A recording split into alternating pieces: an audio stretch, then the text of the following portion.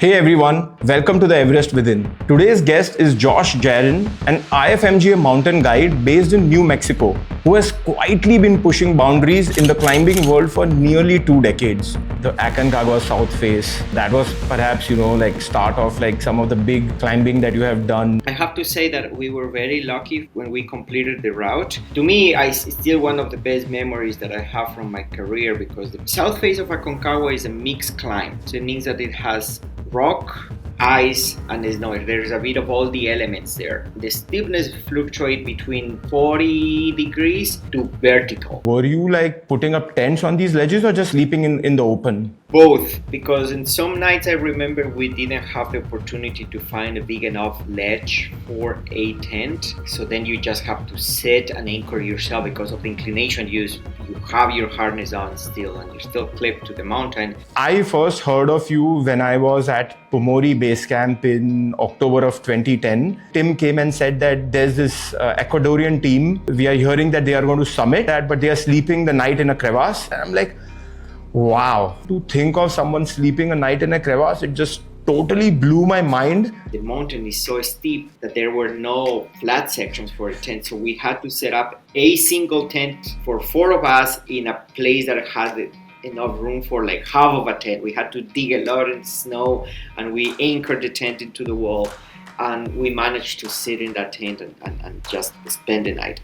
Josh, I must say that you very lightly spoke about your first ascents in Langtang Valley. You have been very modest. I do want to tell the audience that you were nominated for Piolet, which is, kind of the Oscars of mountaineering. I do want you to share a bit more about what goes on in climbing these unclimbed mountains, going into places where perhaps no human has ever gone before. For example, you mentioned the Langtang. In 2023, we successfully reached a new summit and a new route in a previously climbed summit, and those 2 routes were put on the list of the Piolet. That was this year of the success, but that was my 4th visit to the region. So I spent 3 years going into the valley and looking, look at these mountains, that might be doable, and then try it and fail and come back with a lot of information. And it took me 3 explorations to the valley to finally come out with a strategy. And I loved the process more than the summit. And it was the result of 4 years going to the mountain just for the sake of enjoying the process.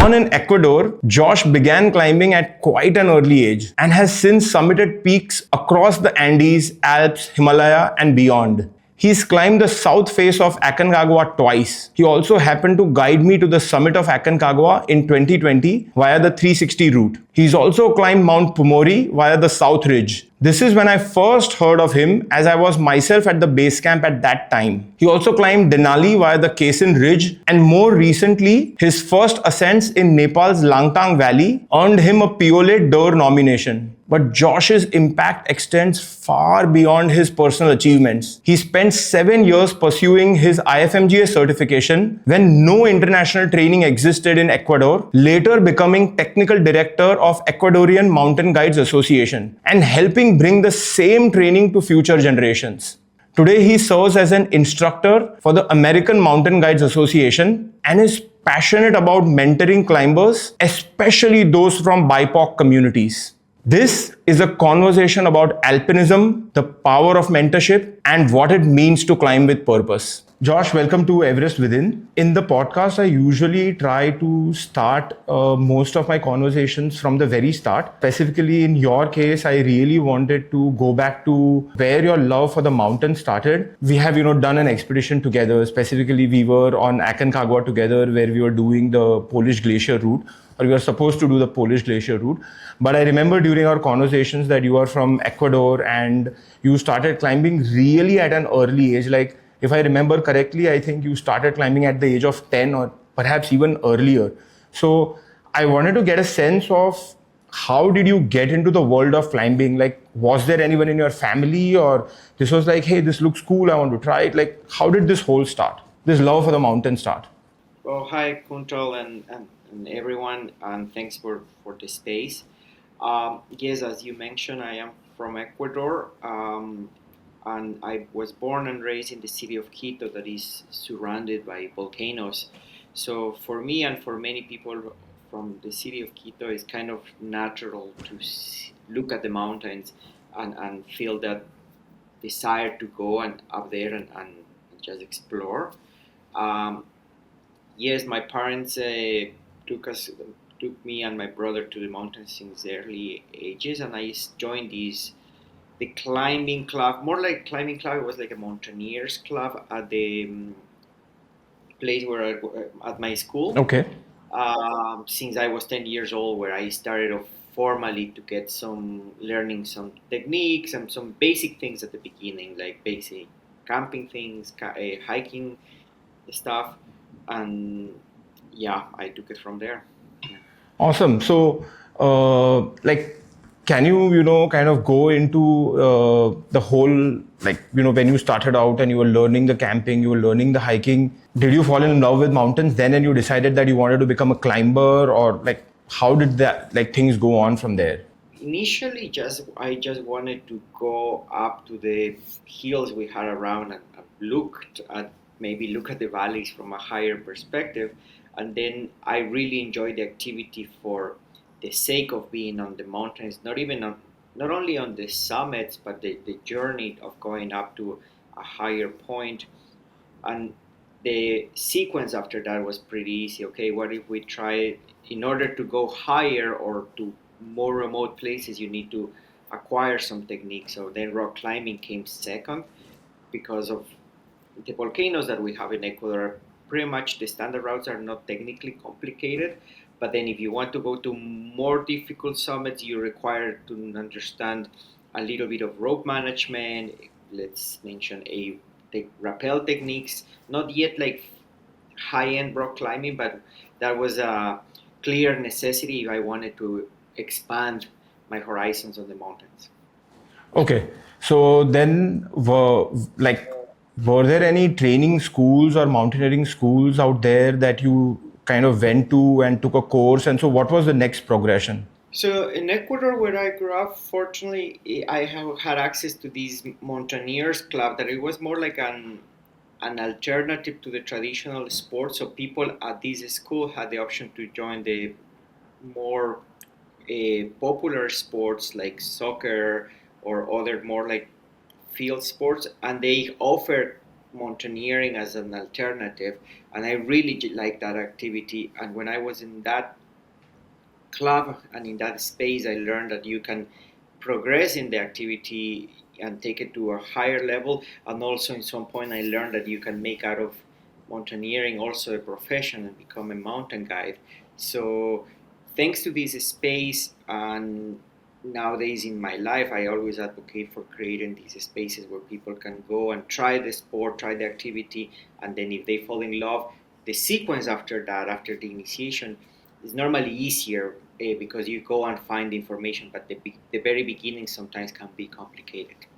Right, right, right. So I also read that it is during this time that you also met Topo, your friend, and kind of both of you guys became like climbing partners, and kind of things went on from there. So I also wanted to get a bit more sense of this camaraderie on the mountain, or this partnership, or this climbing partnership on the mountain, where perhaps you looked at the next phase of your journey. I'll say that yes, for sure, that's what happened, and not only Topo, but many important climbers of my early years as a mountaineer, and more than climbing partners, they were really crucial friends that we share a lot. The nature of alpinism and mountaineer requires more than a specific time when you're playing a game, and then you come back to, let's say, to regular life, in terms that the planification of the activities, and also when you go to the mountains is more like a 24-hour type of activity for the X number of days that you're going to be involved. So the bonding of humans when you are into these activities is, I think, is quite important. I might say it even more than in other sports. So with that, I was fortunate enough that I was exposed to people of my age or a little bit older or younger that were with the same questions, with the same motivations, and that facilitated the creation of a quite compact group of friends that we had, and we went out there and tried things. So I also understand that both you and Topo ended up climbing the Aconcagua South Face, and that was perhaps like start of like some of the big climbing that you have done since then. Um can you talk us through the Aconcagua South Face and what it is like, and why did you decide to climb Aconcagua South Face in first place? What are the difficulty levels there? What risks that you were taking? How did you plan for that expedition? What all happened on the expedition? So if you can go into like complete detail as much as you can. Sure, absolutely. So first of all, it was not only Topo and me. It was three of us, including Carla Perez, that and now she's also a pretty accomplished 8,000-meter peak climber. So the three of us, we grew up in Ecuador. We pretty much started the sports more or less at the same time. Then from Ecuador, the natural progression, at least what made sense to us, was to go to Peru. We tried some higher peaks, more complicated peaks, more expedition style, more like 2-3 days of approach. Then you climb the mountain, and then 2-3 days back to the civilization. So we have done that for a number of years, and in some point we wanted something bigger. That was our way to see the mountains. Okay, we have done this. How we can try something higher or a larger face. And for the people that don't know much about mountaineering, the south face of Aconcagua, first, Aconcagua is the highest mountain on earth outside of Asia. Right. And it happened to be that the south face also is a steep face that, because of the measures of the mountain, also is the biggest mountain face in the planet outside of Asia. So for us was a natural progression. Look at it in perspective from now, looking at it backwards, that perhaps was a very big step to take at that moment. We did it, but yeah, it was a huge thing for where we were in our progression. We have done a few things here and there in Ecuador and Peru, and then we took this biggest step. It was I have to say that we were very lucky when we completed the route. Yeah, we were motivated, we were young, but also we didn't have the experience that I might recommend that nowadays for that type of challenge. But we trained hard. We were definitely very motivated for it. And what we did is we just we asked for some sponsorship. We lost some sponsorship along the way. People didn't want to their names attached to this expedition that looked like it was going to fail when we were getting ready. And but anyways, we did it. When we did it, that was 2009. The regulations were more relaxed. I understand that nowadays, if you want to climb that face, you need to do an important deposit as some sort of insurance. So the cost has gotten higher. There is more rigid checking of the resumes of the climbers in order to get a permit. Back at the time, they did some sort of checking, but it was not as they were more like paying attention to other stuff that is going on normally in the park, like the amount of tourists that go to the other routes. Right. So we managed to get the permit. I repeated the phase a year later, and I did it in 3 days, which is more like an average time, 2-3 days. Okay. And when we did it the first time, it took us 5 days, and to climb the face that is slow, but to me, it's still one of the best memories that I have from my career, because the point is that we were super young. We did this that was huge, and we managed to make it to the top and go down by the standard route. And I will say that it was a very bonding experience for the three of us that marked a very important point of our careers in order to then take off in different directions and start dreaming even with bigger things. And if you, I did, and I have done stuff in the Himalaya, but certainly for Top One Carla, that they projected themselves after that expedition into the higher peaks, and they have a pretty solid career on that. Right. So I actually wanted to understand a little bit more about the climb itself. Like you mentioned that you took 5 days to climb the face. So all of those 5 days were dedicated in opening the face, or was there some approach period and then you climbed the face, or this was all 5 days on the face? Yeah. When I talk about the 5 days, is the climbing specifically. So what we did is initially we traveled to Mendoza in Argentina. We did the paperwork, and then we approached the standard route. Okay. So on the standard route, we climbed the mountain as part of our acclimatization, and also it was our first time on Aconcagua, so we wanted to know how the normal route looks, so we can use in the standard route on the backside of the mountain to climb down. So that was great. It really paid off later, and we went to the summit. Then we came back, and that used, I don't remember exactly, but that have probably used like 10, 12 days, the standard route. Then we came back to the south side of the mountain, and then we checked the forecast, and we had a good weather window, and then we start counting. We start climbing, and that's where I start counting those 5 days. So when we took off from that base camp at the base, it's called French Plaza Francia, the French base camp, because the French were the first climbers of that phase. We move up without returning to that base camp for 5 consecutive days until we made it to the it's not exactly the summit, but the end of the phase, Okay. where you can climb onto the ridge and onto the backside and join the normal route. So on the 5th day, we did that, and then we came down the standard route all the way to. I remember in that push, we made it all the way to. It will be the Camp 2 of the standard route. It's called Nido de Condores, and then after that, we exit the standard route as well. Wow. So in terms of the climbing style, I'm assuming you didn't have any porters, you didn't have anyone, you were doing it alpine style, all three of you doing, opening the route. Was the route pretty like standard or straightforward, or did you have like route finding difficulties? So what was the challenges that you faced on the mountain? So in terms of style and logistics, normally the way I have managed most of my expeditions, and that was not different, is that you use some sort of support to make it to base camp. Got it. So same as you take the plane, then you take land transportation, and then we did use some support to bring the equipment to the base camp. And the idea of the style of where we climb is from base camp higher up, you do it everything yourself. You don't have porters, you don't have if you don't have anything besides what you can transport with yourself. With that in mind, the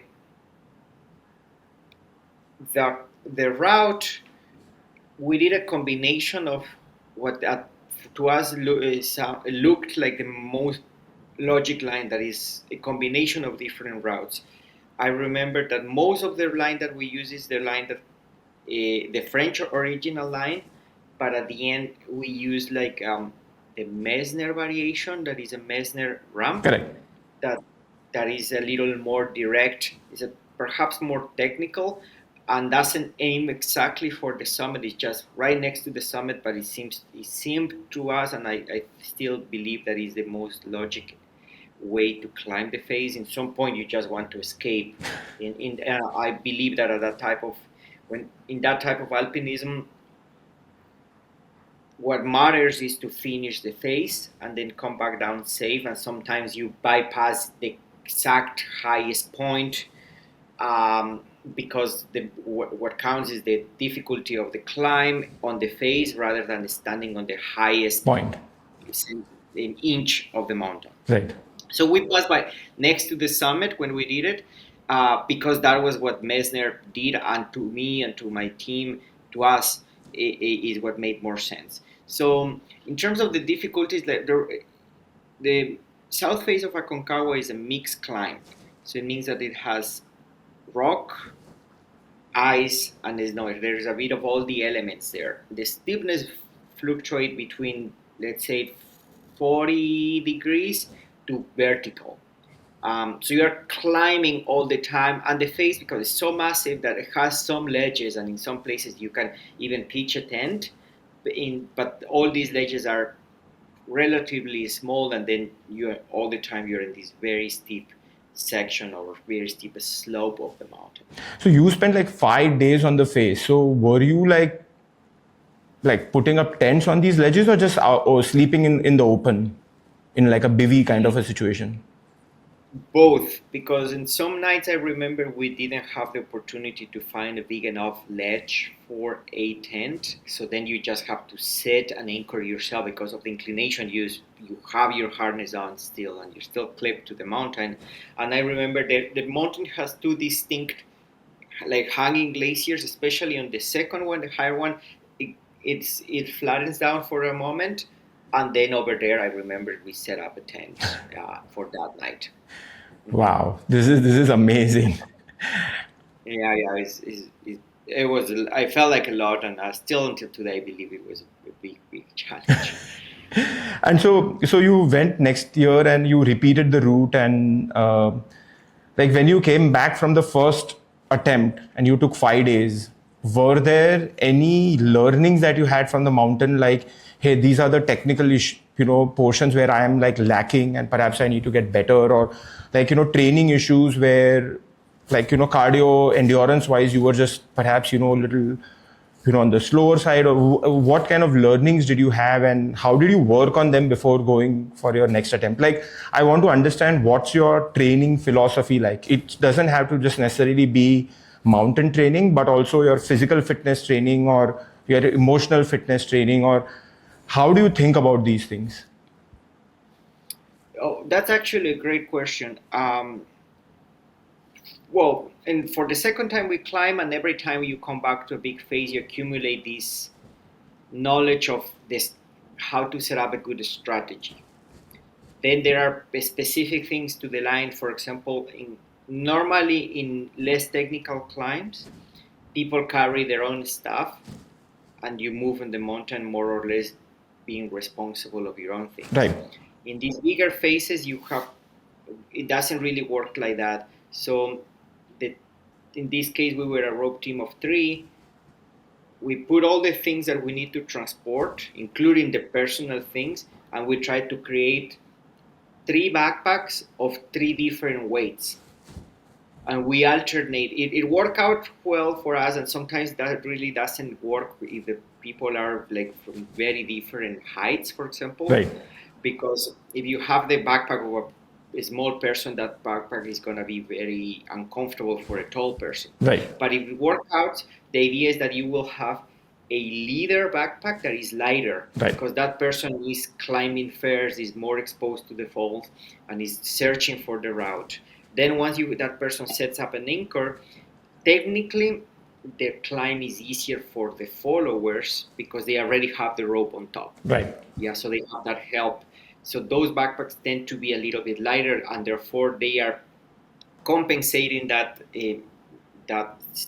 equation, climbing a little bit heavier. Also, the leaders many times on the snow is the one that is breaking trail, so is doing more effort. So with that, the little nuances of a strategy are, some of them are very specific to the route, but some of them you can copy, and those are things that I've been learning along the way.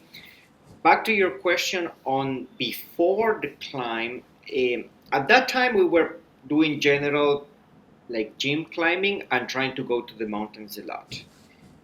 I think that was possible because we were young. Now years have passed since that climb, and I believe that it's important to have a more systematic approach, because I have to say that some of the successes I had earlier in my career were basically because I was young and motivated, and we were lucky. Yes, we were decent climbers, but there were not much like a direct result from a proper training to the success. And now that I can see that if you are more systematic, you can obtain even better results. So with my experience nowadays, I recommend to be super intentional the type of exercises that you do at the gym.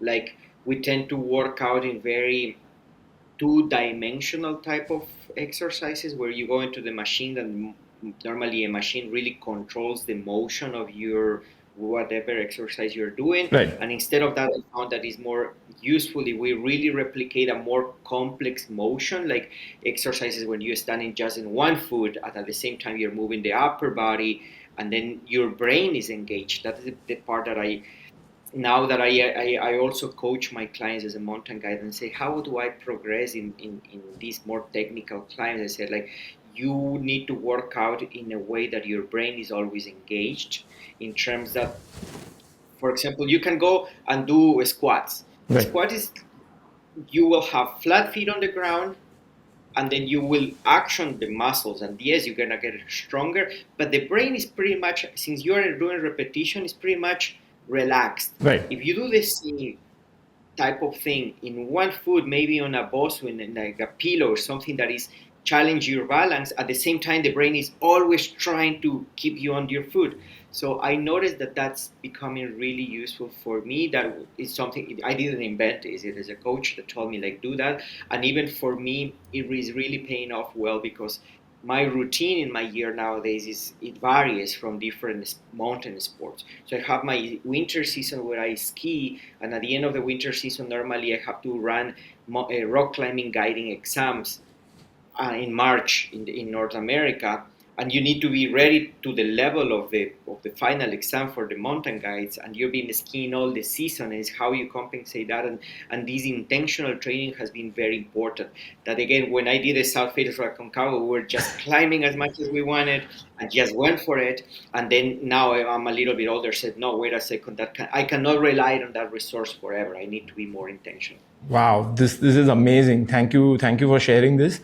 I think the audience will really appreciate, this kind of, discerning between when you are young, how you train, and then when you grow up, you learn so much. But so many youngsters can learn from this and just, be more intentional in their training, be more deliberate in their training, how they are planning, rather than, hey, I can throw myself at a bus and recover tomorrow and go back again kind of mindset, which all of us have done. But something like today, I am 45 and I no longer train like how I started training for mountaineering at 30.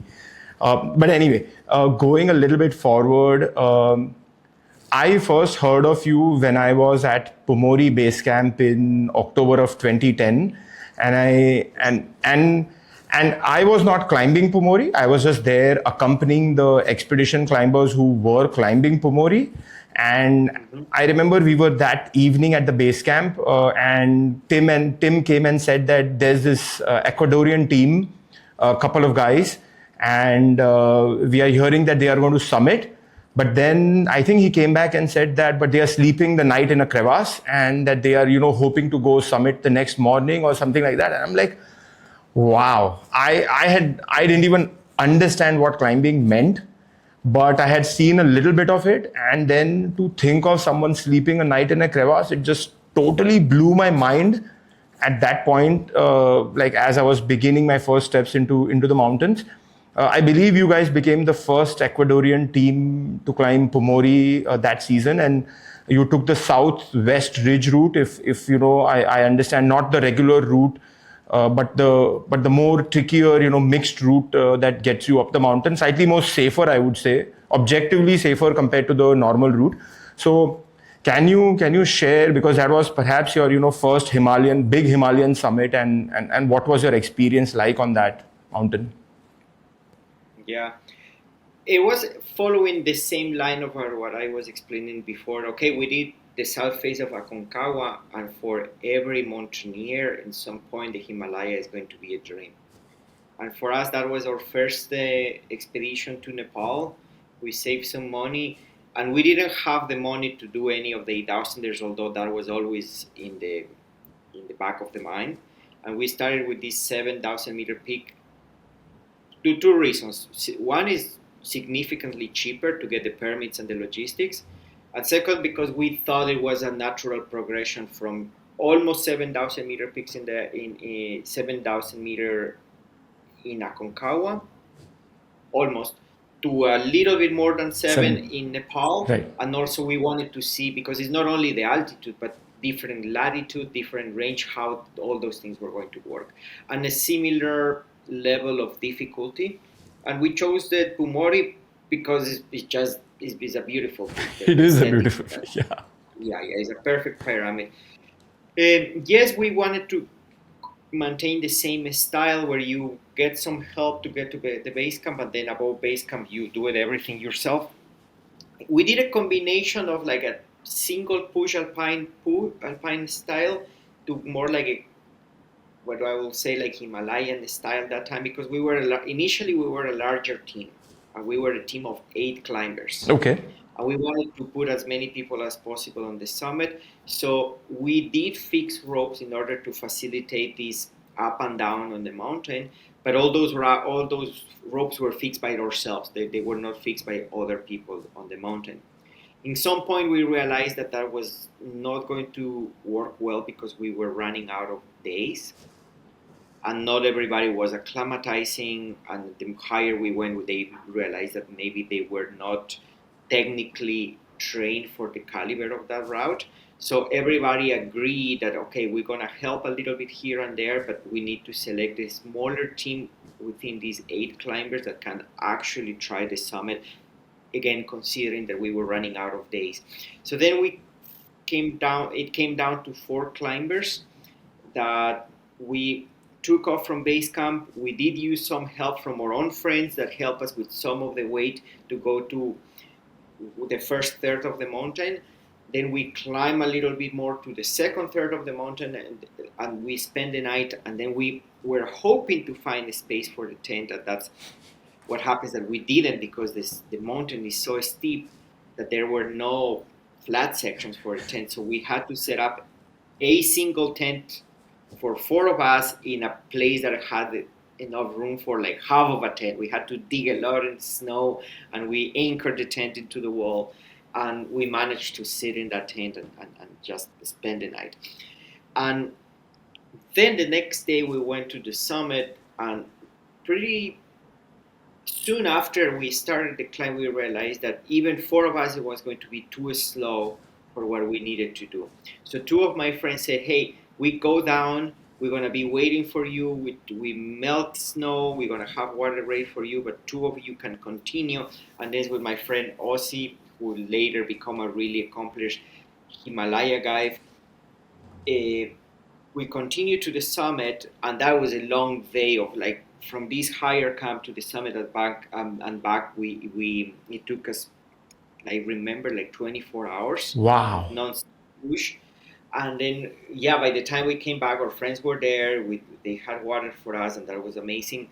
And yes, the information on the base camp, it wasn't clear where we were spending the night, because it was like people like team that knew very well the mountain. They knew that there are no spaces for there. So yes, the natural answer in the base camp, it was partially true that yes, what we did is we carved into this half crevasse some space, and we managed to spend the night with a not even properly set up tent, because there were no space for it, but kind of a tent that is half set up, and you just dive in and try to spend the night a little bit covered from the elements. Wow, this is amazing. And so I remember after that you came back and climbed Everest with Tim. If you know, from what I remember, I think 2012, because I remember Tim's blog post that you all have summited, and that Josh was also part of the team. So then you kind of, I mean, how was that experience? And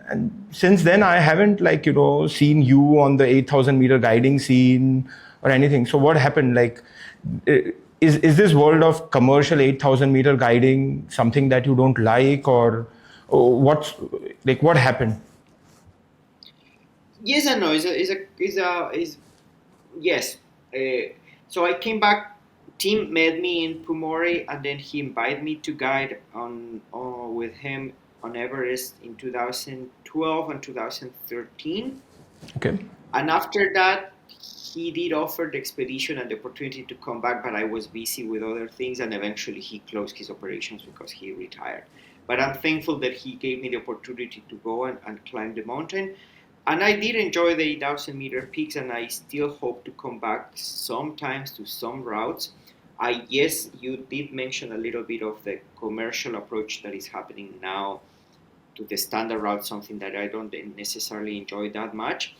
So later on in 2000, if I remember well, in 2017, I climbed Makalu, and I have been back in Nepal pretty much every year, but not to the 8,000-meter peaks. And I have decided to move away from the standard routes and try to do more like remote, less known mountains. And I've been very happy with that because we managed to do in 2024, we did two first ascents in the Langtang Valley in beautiful mountains, really nice experience of alpine experience where nobody else goes. And it's not that I want to move away from the people, but where I feel that the effort of climbing the mountain belongs more to me than to a whole other operation. So, and I have kept always the same style. Like you use some help to get to the base camp or the nearest village. I do believe that I don't have any problem with that because nowadays with tourism going on in Nepal, using the tea houses and the services that local people might offer is to me is also a way to support that.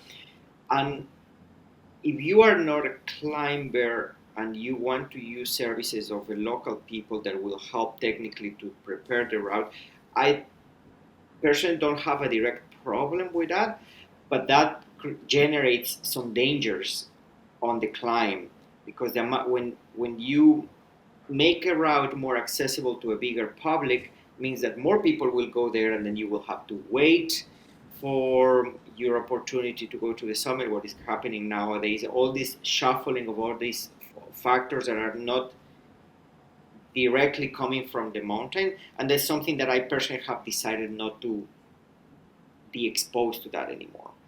And yeah, that's happening right now in the Himalaya. People climb these mountains. The 14 peaks have become really popular, and the industry has moved in a direction that they prepare their standard routes the for a broader public. And yeah, that's good and bad, but I definitely don't think that's alpinism. That's a big undertake to do. Is like from the sports perspective, I think it's great that someone climbs any 8,000-meter peak, and is if there is a value, but it's different to practice alpinism in the way that when you go and you just do it everything yourself when you enter into technical sections of the mountains. And I like that. I like and that's the reason I don't want to go to the standard routes and try to practice that style, because that will be like not the space anymore. Like nowadays the standard routes belong to kind of a different style. And I don't feel like the moral authority of the Himalaya to go and tell the local guides, many of them coming from the Sherpa community, that this is not the right way to climb a mountain, because that will be a very European perspective of how to climb a mountain. And if some other people think that the right way to climb a mountain is to fix a rope and put as many people on the summit as possible, I'm fine with that if they want to do it, but I just don't want to be part of that. Yeah. Because I just happen to enjoy climbing in a more. I want to feel that most of the effort comes from my own hands and feet, and that's the reason I have moved away from that standard Himalaya climbing, and I'm happy. And now even my clients are more interested now to go and check other areas, and I've been taking people to the Langtang Valley, to other valleys, or maybe near the known valleys, but not exact mountains that everybody climbs. And yeah, here and there you have to combine still with we are in an industry, so I have climbed a number of Amadabla peaks in these years because people still know those mountains. And then sometimes in the industry you have to strategize that. You take a client to a known mountain and then you point other peaks and say, wow, you can come back and you won't find anyone because there are some things that are complicated when you climb a mountain with many people. Like, for example, the management of the human waste is something that not many people talk. Like, nobody of the big companies is mentioning this up loud in the internet out there. But let's talk about the Camp 2 of Amadablam is pretty bad, because there is space for like 7 tents, Yep. 7, 8 tents, Yep. and you have hundreds of people going to that camp and being humans for 2 seasons a year for many years, and you just can't imagine what's happening because the human waste is there. It is So it's there. pretty unpleasant, and I just don't want to add up into that. So that's what I have decided to move away from those. And this 2024, I went to Pakistan, and it was lovely. We went to a place that we were climbing, doing first ascents of mountains and working with the local people and even naming the peaks. So that was really cool. So, going back to the issue of human waste, I still remember when we were on Aconcagua, we would kind of, go into this, like a tent that we had pitched, and we would kind of shit in a bag, and we would, like collect all the human waste, and then, there would be porters who would, be taking that back down the human waste. Or, like for example, on Denali, we carry our own human waste and we take it down, most of the times. So, I kind of feel that some of these things can also be enforced in the Himalaya. Look, peaks are going to be popular. People are not going to stop climbing Everest anytime soon. And same goes for, Amadablam. So why not, people who are coming there also train or bring in a mindset such that we will carry back down our, human waste, and consequently kind of, keep the mountain clean. I mean, if you look at Himalayan climbing, and just as you mentioned, there's a rope fixed all the way from the base camp to the top of the mountain. You don't have to pitch a tent. You don't have to boil a liter of water. You don't literally sometimes have to wear your own crampons. And on that note, I remember that you had helped me put on the crampons on the summit day of Aconcagua at the windy corner. And I will always be thankful to you. But, people, literally, we absolutely have to do nothing. We have to come, we have to put one step in front of another, eat some food, go to bed, wake up next morning, shit, and just repeat. And honestly, not die. This is literally, what the commercial 8,000 meter scene has become. I'm sure, the least we can do is carry our shit back down. I mean, what's your thoughts on that? I mean, at least people need to come trained, somewhat prepared. They can't just, like I read one ad, if you can walk, we can take you to the top. And this was an ad for Amadablam. To me, it does not make any sense. Like, Amadablam is a technical mountain. Like, sure, there's fixed lines on that mountain, but it still requires, some awareness about climbing. And one mistake on that mountain, you kind of fix your rope or you fix your Jumar into a different rope, and you can fall and die. So this is, a little bit frustrating about the general, current commercialization, and the tourism is, what I call it. The tourism approach to the 8,000 meter scene, or just the high Himalayan scene. Okay, I think we're talking about two different things here. One is the human waste, and I don't know what would be the good strategy, but certainly, clearly there is something to be done there. It's the thing is, what is clear to me, that is, when you're in the mountains super tired, and normally on the mountains we are not at the 100% of our capacities, we get a little bit sick because the water is different bacteria, altitude. So definitely it's not going to come out naturally to people to grab human waste and come down. That's something nobody wants to do, it because it's unpleasant. You're taking the thing that you normally don't handle with in your regular life, and you have to put it in your backpack, regardless of how good will be the packaging and stuff. So what I have seen in places that manage people on the mountains that remain cleaner is actually just hard regulations that will come with punishment if you don't do it. All the way like Denali, that you literally have to show that you came back with your thing. Yeah? And if not, there are huge fines. That's one approach to things. I don't know how feasible, and that will depend on the local authorities to do something like that. Because yes, we have mentioned examples in the Himalaya, like the Camp 2 of Amadablan, but if you go to these non-often visit huts in the Alps, in the middle of pristine France or Switzerland, it's the same. You step away from any of these bivouacs, and it looks like the Camp 2 of Amadablan. As soon as you don't have like the police or the ranger really checking, it seems that it doesn't matter where you come from. It's human nature to just think that you are the last person that's going to be in that mountain and forget about the next years. And yes, the being super aggressive and having a police approach to the thing can be unpleasant, but at least it's the stuff that is giving results. I can think about cases on the Pacific Northwest of the US in the Cascades, where the rangers are extremely aggressive with this, and they go and they separate clients from guides, and they ask the clients, okay, can you recite to me the principles of how to manage the human waste? And if the guide has not instruct properly and the clients are not capable to share this information, guides and guide services get fined. So you have this very aggressive approach, but you see the result in that way is happening. So I don't know what could be a good solution in Nepal, but certainly something has to be done, because as you mentioned, Kuntal, people are just attracted to this mountain, which is great, but we need to do something, because we are not in the 80s or earlier, where few expeditions went to these mountains a year. Now we're talking about hundreds of people going for it. The other part is that you touch is what's going on with this tourism.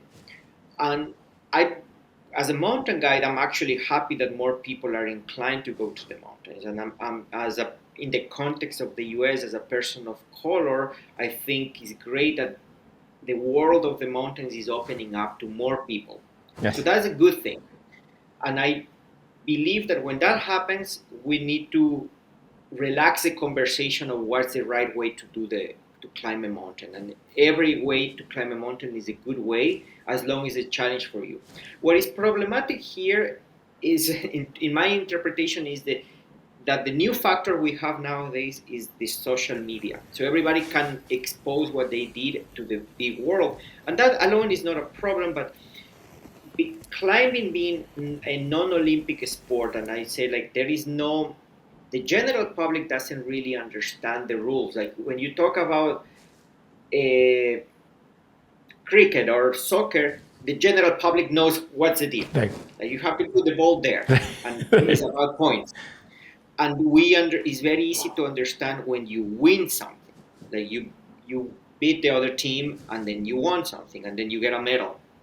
Alpinism doesn't occur like that. The rules, the public doesn't really, and it's not that the people need to understand, but there is not really clear what is an accomplishment. And when you combine that with that this is a very expensive sport, and some people, for example, they want to climb a mountain and they will need a sponsorship. And they want to use every storyline that they could create in order to access to those funds, which I think I don't think is a bad thing. So you come from a country that it happens that no one from that country has climbed that summit. Right. I think it's okay if I would say I'm from Ecuador. I'm going to be the first Ecuadorian climbing this mountain. So it looks like a big accomplishment. What the biggest accomplishment is that you happen to be from that country. Right. But it's something that every human from every other country is already doing it. So when you combine all these little factors, you generate these products where we are still is beneficial for the industry that these unknown guidelines of how to practice the sport remain unknown, because then everybody can be a hero. Everybody can come back and say, I climbed the highest mountain on earth, or I climbed Amadablan, and I'm going to become the climber among my non-climber friends. And then at the end of the day, the climbing industry, and I am part of it, I own it, is an industry of ego. So I come back and I said, I did this thing and now I stick out among my friends because I have done these things. And it's very easy because again, since climbing is a not known activity, if I come back after a soccer match and I said I score a goal, people say, oh, that's good, but that they will be the perception that many humans can do this. Right. But when I come back from a mountain, there is this perception that almost no one can do Do that, that. Right. which maybe is not reality. Maybe hundreds of people are doing, but since the general public doesn't really know how it's going on, then is when all these factors interact and you end up with these interesting realities where the industry wants to sell these peaks to everyone and they want to use every possible technical mean in order to bring anyone to these peaks, and these some of these climbers they need to call to project themselves as professional climbers because they might be responding to sponsors or things like that, when in reality when you go to the mountains and you know this well, this you are one more climber of many that are doing this. Right. Like, Mhm. I always openly say that I am a high altitude tourist, and that there is a clear difference between me and a mountaineer or me and an alpinist. Like I'm nowhere close to being an alpinist. Like nowhere close to being an alpinist. But Josh, I must say that you very lightly spoke about your first ascents in Langtang Valley. You have been very modest. I do want to tell the audience that you were nominated for Piolet d'Or, which is kind of the Oscars of mountaineering, if for the lack of better analogy, to be very honest. And I think the climbs were awesome. Like when I saw on Explorer's Web your climbs description and all the photos and the videos, I was like proud. I was like, hey, this is my guide. Hey, this is the guy I have climbed with. I've known him for last 14 years, and he's getting like a Piolet d'Or, and I'm like, or getting nominated for it. So for me, it was like such a proud moment. So and you kind of like, hey, it's we did this.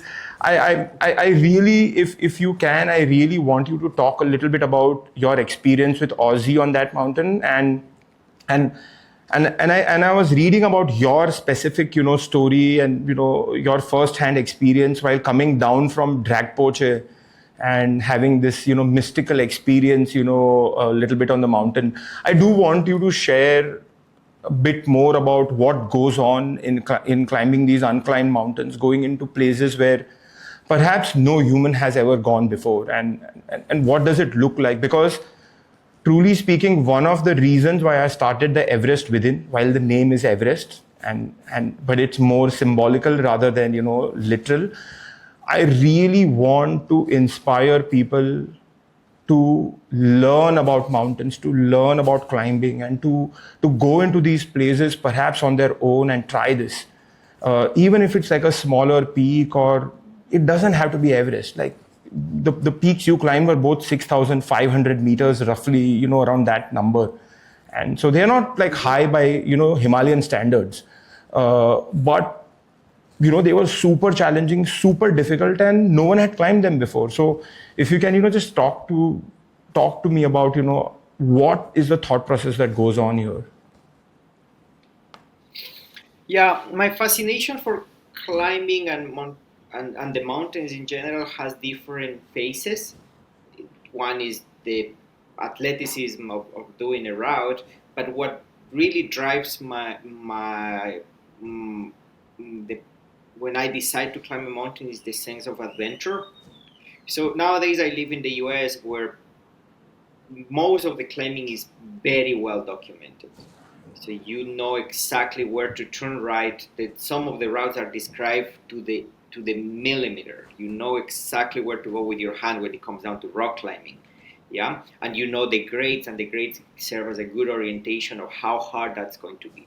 So when you practice that, I think the joy comes out of doing harder grades, and it becomes a very specific is the athleticism of doing the activity. That's fun, but it's not exactly what motivates me. I prefer to go to places where there is no information because no one has climbed before, or there is very little information, and the information can be just vague because maybe someone tried to climb that mountain 30 years ago.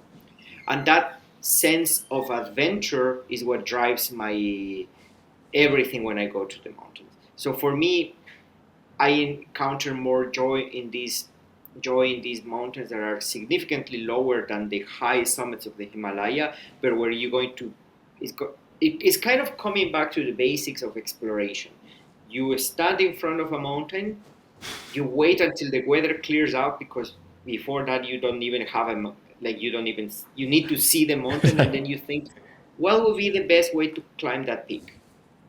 And then you have some techniques that will serve you to navigate the terrain, but it comes from you looking at the mountain and saying, okay, let's try that. Let's avoid this section because it seems that section is avalanche prone. Let's avoid this other section because it looks very steep.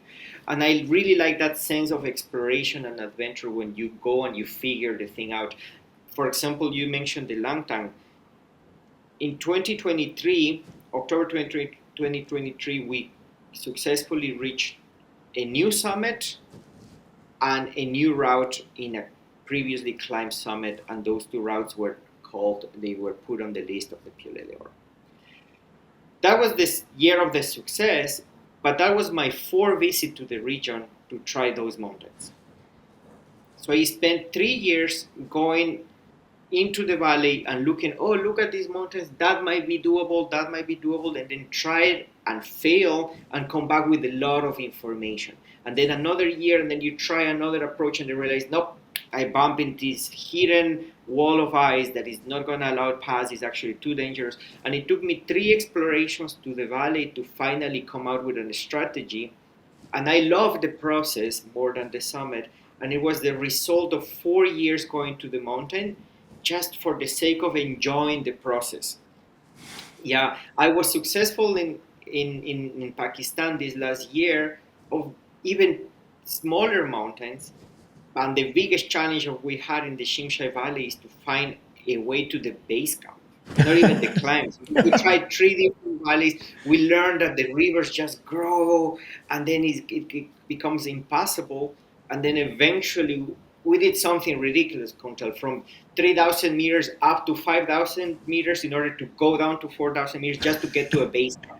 Because every other valley was impossible. It's crease. It's not even climbing yet. It's river crossing. It's landslides. So I love that. You go, you have a piece of the terrain, and you become very human in terms of you have your backpack, your legs, and try to find a way to that summit. And yeah, I am happy that the people recognize the ascents in the Langtang, but more than the technical grade, because that eventually became the athleticism of the sport. It was the sense of adventure of, we've managed to climb a peak after trying the summit for 4 years and bouncing back, but coming back every time with new information. Now we know how this section of the mountain looks like. And that I enjoy that. Amazing. This was awesome. I kind of wanted to segue a little bit away from our expedition discussions into more about your being a mentor and someone who is involved in teaching others about mountaineering or teaching others about rock climbing. So I want to kind of and especially about in context of people of color. Because climbing has primarily been, I don't know if I'm correct, but it's been a white sport. Like, how many, color of people do you see, like, in the world of climbing? Maybe in the last few years, yes, but otherwise it has been a white sport. Of course, in Himalayan climbing, there have been Sherpas always there, but they really usually never get the credit, in terms of that, hey, like, for example, in case of Sir Edmund Hillary and Sherpa Tenzing, yes, people will always say that they climbed together, but you almost feel as if, Sherpa Tenzing was not given the due credit that he deserved for being year in, year out, 1950, 1951, 1952, being there, being with every team, whoever came in, like Swiss or, French, whoever came in, and then finally he makes it to the top, which was so amazing. But I wanted to understand, because for me, mentorship is really important. And this all started when I was also living in the US. And I remember one day just asking my boss that, why are you spending all this time investing in me? what is it in for you to invest so much time in me? And he said that I want you to do the same and invest time in others and create more kuntals, or create, more of these, people who can, go and, do some amazing innovative stuff. And I was like, wow, this is like living in India. Never, the whole concept was hoard information, don't share information, make yourself indispensable. Like, that was the mindset. And then I come to the US and my mentor is like, we need to share information, we need to grow others, we need to empower others, we need to really take everyone, ahead with us.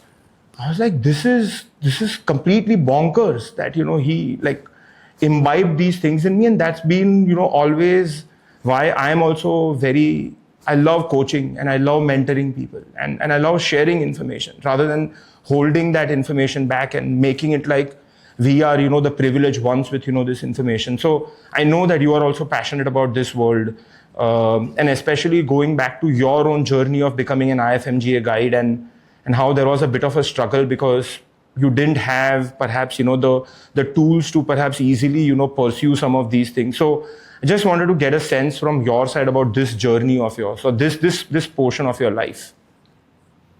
Yeah. Well, thanks. That's a big chapter of my life and a big subject. I am thankful to mentors. As you mentioned, we always have these very important people in life that come and mark our journey. And thanks to mountain guides that shaped my career at the beginning, I always learned that it's important that someone helps you into the journey. At the beginning of my career, I was just motivated to go out there climbing. In fact, I entered into the mountain guide program just as a way to learn more climbing techniques. And I continued to that initially for a very like self-filling type of approach. And I was thankful to my mentors, but it was not until I moved to the US that things really changed and I got a new perspective. And look, I access to my IFMGA guide through a program that was organized by the French guides in South America that lasted for about 10 years. The idea was to develop the profession of mountain guiding in the region. And I had this scholarship and I went to France and eventually I finished my program in Argentina, a couple of things here and there. But the reality is that I arrived to the United States with the IFMGA diploma obtained already in another places. Okay. And then I started living in the US and I realized that in the context of the US, there is no way I would have obtained the IFMGA diploma regardless of my motivation.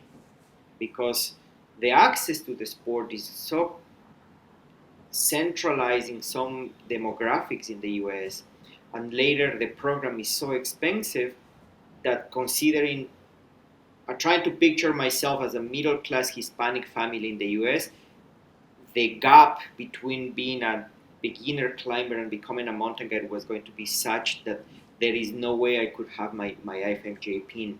So that was very clear to me in the first soon after I moved to the US. Then I was hired by the American Mountain Guides Association to be part of the trainers of the US guides. And then I realized that pretty much every student that I have in the program, and also every other instructor, they come from a very specific demographic and very specific regions of North America. And I was just observing those realities. And then it came down to a very specific things. I live in the state of New Mexico, in the city of Albuquerque, which is very Hispanic. It was part of Mexico not long ago. You walk on the streets and everybody looks brown, like Hispanic people. And you drive 20 minutes, Kuntal, to the rocks, and all of a sudden is a white space. Right.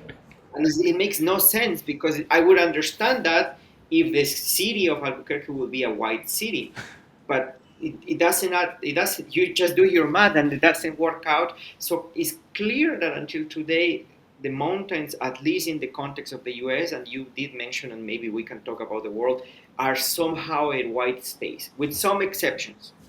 But still, so there I am in the US right now. We are, I believe, 60 plus instructors in the nation that train future mountain guide, and I am the only person of color in a international country, in a diverse country like the United States. And I said, we can do something here. So now I'm very 50% of my practice as a mountain guide is training future guides, and I am very motivated to participate of programs that will facilitate the entrance of people that look different, that think differently into the mountain guide profession and in general in the mountains. How I'm doing that?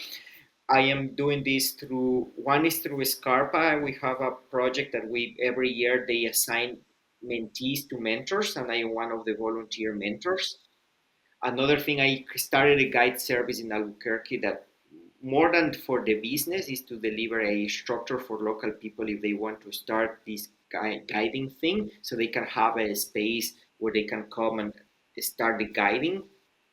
And the other part is the American Mountain Guide Association has affinity programs where some of these programs are designed for people, that there are women's courses, there are people of color courses, and I'm always volunteering to be one of the instructors for those courses.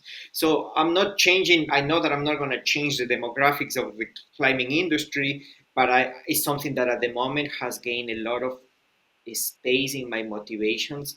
And I do still want to go and do first ascent in Pakistan and Nepal, but I'm equally motivated to be part of that potential change in the future. At least in the state where I live, or I know that the world is just a bigger thing with other many factors, but try to be proactive, and that is something that really motivates me right now. Wow, this is superb. And you mentioned that you have started a guiding service in Albuquerque. So if you can just share the name so that, I will of course, link it down so people can go visit, and my audience in the US and whoever I reach out to, hopefully, they can also contribute in some way. Yeah, well, the name is Enchanted Mountain Guides. It comes from, because the slogan of the state of New Mexico is the land of enchantment, and there are many enchanted things in New Mexico. So I decided, let's create Enchanted Mountain Guides. Our focus right now is the local people, American people that want to learn anything on the basic level. So in the most repeated sentence is like the gym to crack. So people that might try the climbing gym, this is cool, but this can't happen outside. So we help people to do that. The very first steps. In the summer, in the winter, we are doing a little bit of avalanche education, so people can get this knowledge and then go to the mountains and enjoy by themselves without having to hire a guide. Because I am aware that hiring a guide is an expensive thing, so you cannot do it every time you go. So we're trying to deliver the knowledge to the people so they can enjoy the mountains themselves, they start their careers, and then they could take it anywhere else. So we are doing that in the state of New Mexico. I still have my international practice. So right now I'm in Europe and I'm guiding American clients in all across the Alps and the Dolomites. And with that, we are trying to keep moving forward with these ideas. So, so I have a couple of questions before I let you go and climb in the Dolomites. I've been seeing your pictures and they are awesome, and I would really love to join you one day on the Dolomites. But basically, what are your next big aspirations in terms of any big project coming up, and anything that you're looking at? Because given your thoughts about unexplored and everything, I would really like to invite you to India, and especially the Indian Himalaya, and especially the eastern Karakoram, which lies in India. The Karakoram is Pakistan, is all the western Karakoram, and of course it's all really huge, but eastern Karakoram is like literally no one has climbed there other than a couple of climbers in India who have been relentless in the eastern Karakoram. Like there are thousands of miles of mountains that have really never even been looked at. No one even enters them. So I wanted to understand what's your big projects coming up, and maybe you should come climb in India. Thank you, and of course I will take you up on that one because I've been actually looking at it. You just have to go into the maps and to the satellite images, and it's clearly that the amount of mountains that are in the Indian side, and yes, that actually drives some motivation. Go to a place that sometimes maps might mention numbers but not even names of things. They have been mapped for the sake of mapping Map. the region, but like there is not much more, and I would love to go. I want to. I came back from Pakistan last year with valid information. Again, our success was moderate in terms we reached a couple of summits, but we did figure out the access to this valley that was important. Now we know how to get there and how to set up a good base camp. So I might do a second expedition to the Shimshai region in Pakistan. This is very close to the border with Afghanistan. There are no 8,000, not even 7,000 meter peaks there. Everything is 6,000 and less.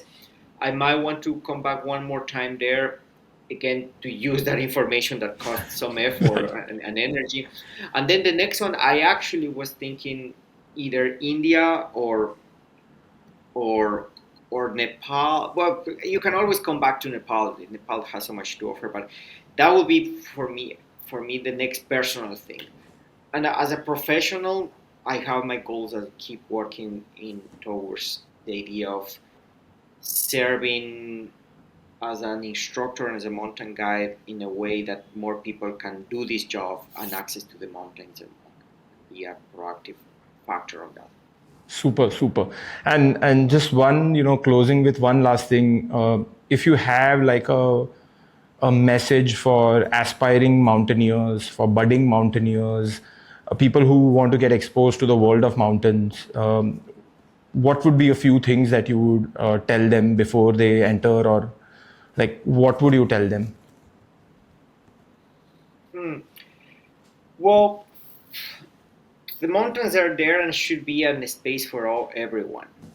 And I think it's important that, like always in life, we need to question what we do, and keep informing ourselves of if what we are doing is the way that other people are doing, and maybe if we learn that other people are doing it in a different way, contrast and come out with our own formulas.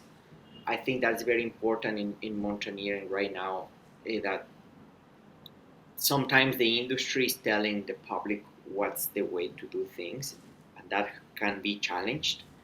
Um, and then the other part is like the people should just go to the mountains. Let's make out of the mountains the space for everyone. I am very interested on that idea because yes, historically it has been the mountains have been a very symbols of colonization, symbols of power of some specific groups, and I'm glad that at least alpinism has the potential to change that, because now if we really approach the mountains from more sportive side, more people can just go and enjoy the challenge by themselves. So if I just go to the mountains, just Just, everyone just go go and to the enjoy in the mountains. yeah. Mhm. Great, great. Thank you so much, Josh, Sure. for all your time. Really, really appreciate this. And yeah, I absolutely look forward to climbing with you again. I still have something, like a dream mountain of mine, which is, of course, a very commercial mountain, Matterhorn.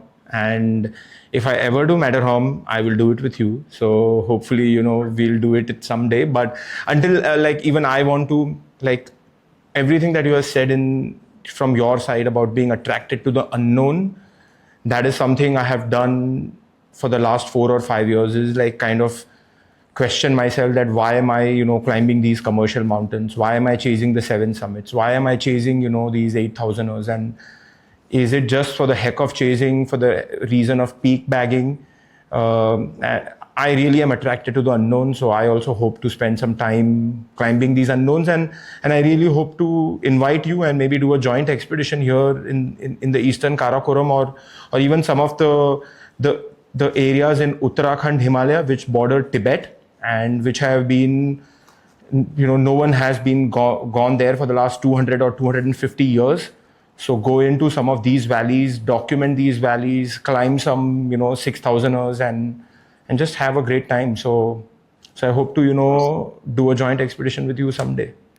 Let's do it. Let's do it. Let's do Thanks it. a lot for the space. Great. Super. Thank you so much, Josh.